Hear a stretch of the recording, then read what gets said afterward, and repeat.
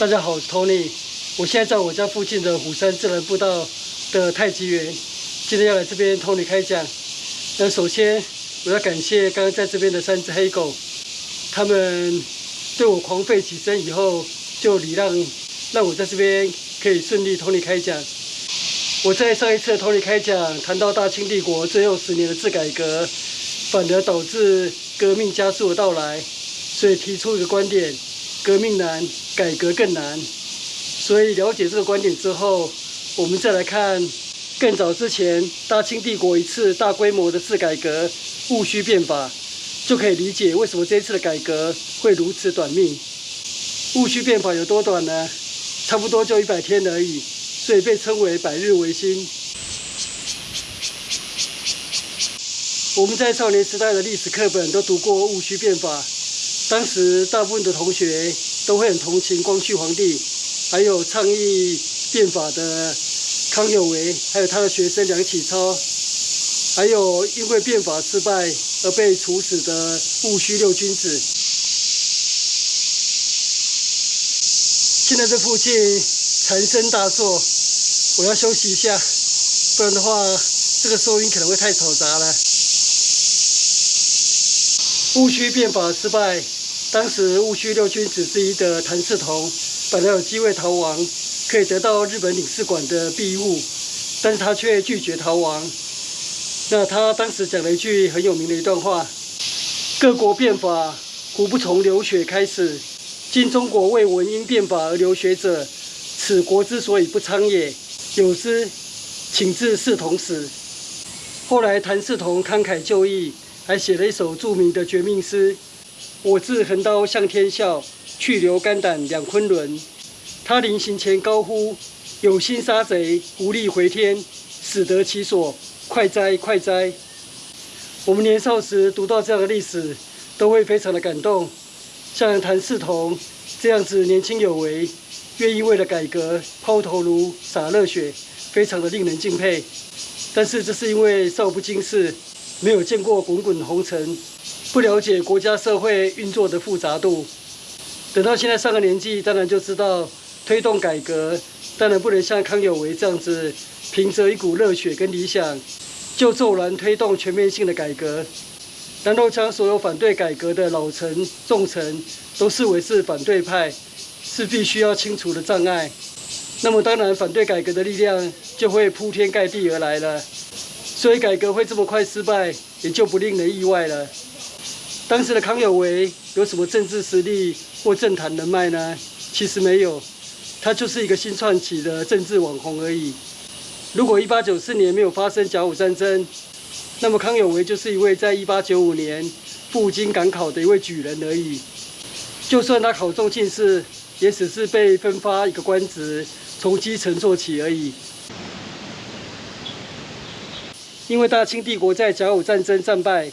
被迫签订《马关条约》，赔款割地。消息传来，当时康有为立即联合在北京准备考试的举人，联署上书，提出拒绝议和、迁都、续战、变法等主张。康有为因此声名大噪，立刻成为政治网红。而当时才年满20岁的光绪皇帝，第一次亲政，第一次做出国家重大决策。 就是对日本开战，没有想到一败涂地，各地赔款，所以心情当然非常的挫折。而这时候，光绪皇帝连续接到康有为的上书，主张变法图强。光绪皇帝亲自接见康有为，两人的心情一拍即合。从此，康有为的仕途就像搭直升机般的，从没有官职的举人，而直升到可以在大清帝国最高军政机关。 军机处里面自由行走了，而光绪皇帝在康有为的建议之下，也决心要进行全面的改革。关于戊戌变法的详细内容，我就不多做介绍了，我就举当时2个人的评论。第一位是恭亲王奕欣，他是30年自强运动的主要推动者，他在光绪24年5月29日去世。那他去世之前， 就对光绪皇帝提出谏言。恭亲王奕欣对光绪皇帝说：“闻广东举人康有为等主张变法，请皇上慎思，不可轻信小人。光亲王奕欣是改革派的领袖，为什么这时候会劝光绪皇帝不要轻信康有为的全面改革呢？那另外一位是康有为的弟弟康广仁，他也是变法失败被处死的戊戌六君子之一。他当时对康有为提出这样的谏言：伯兄规模太急，志气太锐，包揽太多，同志太孤，举行太大，当地排者、记者、急者、谤者，迎渠筛相，而上右胡权，安能有成？所以康广仁的脑袋其实是很清楚，就是他认为康有为的主张改革太大，但是你的同志太少，反对的力量太大，而光绪皇帝又没有实权，那这样的改革怎么可能会成功呢？所以康有为的变法是书生论证，空有理想而不顾现实。例如当时要推动这样的全面改革，大清帝国根本财政无法支撑，因为甲午战争赔款赔了日本2亿3千万两，所以当时根本没有钱可以推动这样的改革。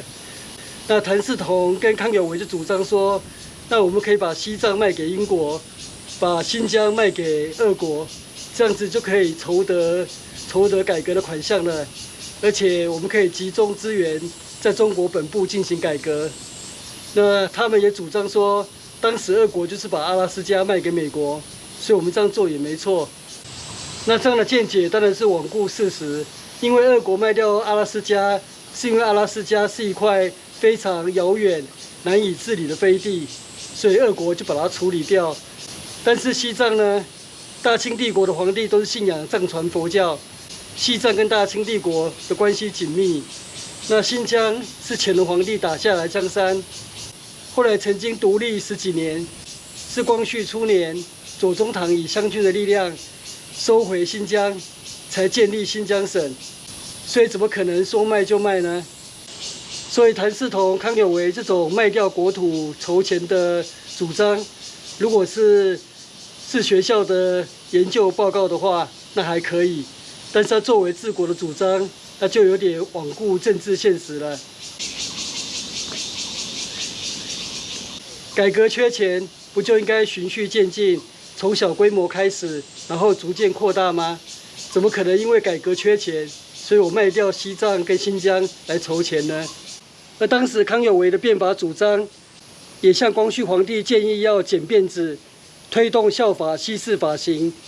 但是这种主张等于是附和当时革命党人主张的义服改元、革命排满的主张，简直是自找麻烦，而更激起保守派的反弹了。